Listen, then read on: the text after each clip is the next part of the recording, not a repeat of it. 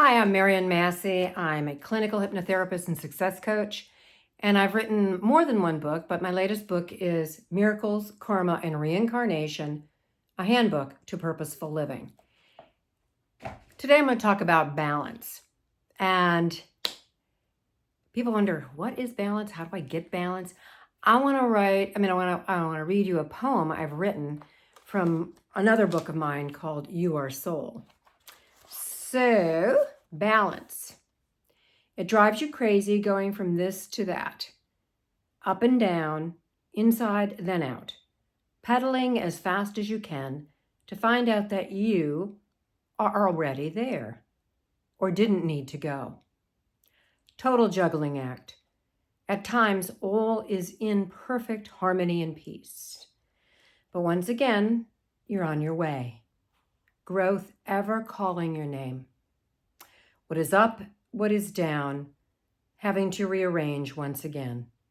And what you have found, that balance is not a stagnant state, nothing ever to be disturbed, but a constant rearrangement of the ever-growing you.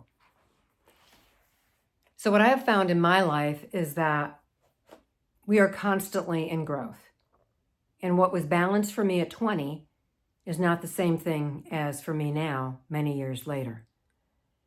And sometimes we try to shove the same kinds of actions into our life because it was good for us back then.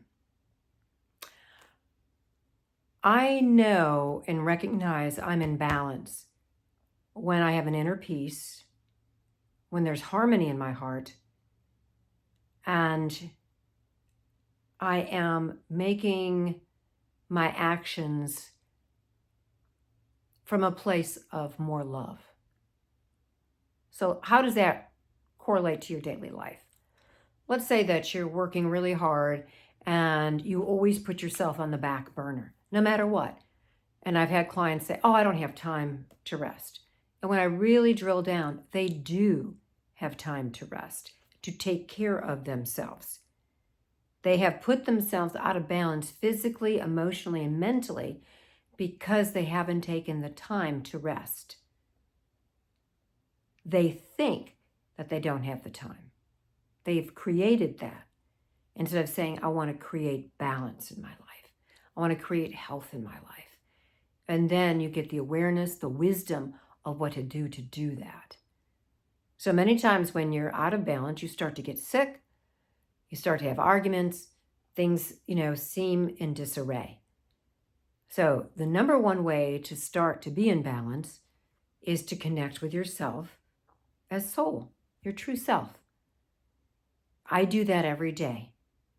I try to stay in balance. I communicate to my inner guide, which is the Mahanta in Ekankar, that I am working with the Holy Spirit to create what needs to be created for my life and for the good of all. And I listen and hear what my thoughts are. And if I'm tired, to come down to the physical level, I get rest. If I'm hungry, I eat. I listen, I see. When we do that, we start to stay in balance very easily. I lament that I can't be as physically active as I was at 20, or some of my family members. They're just genetically better at doing it than I am. But my balance is going to be different than your balance. And balance for me, again, means coming from wisdom, having a direction of health, joy, harmony, peace. And when you do that, you find your life coming into better balance. And how to create that, when you say you don't have enough time, maybe just write a simple affirmation statement. I am now creating more harmony and balance in my life. Write it a few times a day.